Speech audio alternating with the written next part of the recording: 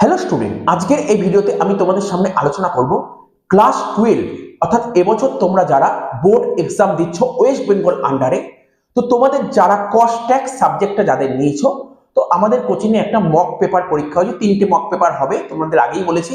তার মধ্যে কস্ট ট্যাক্সের একটা মক পেপার হয়েছে।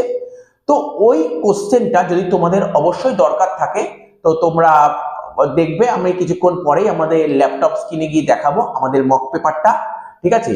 এবং কোশ্চেন পেপারটা একদম ঠিকঠাক করা হয়েছে, এবং যে সমস্ত অঙ্কের সাথে যে সমস্ত থিওরিগুলো অরে দেওয়া হয়েছে, এবং সেই থিওরিগুলোই ইম্পর্টেন্ট থিওরি, ওই থিওরিগুলোই ফাইনালে আসতে চলেছে, ঠিক আছে।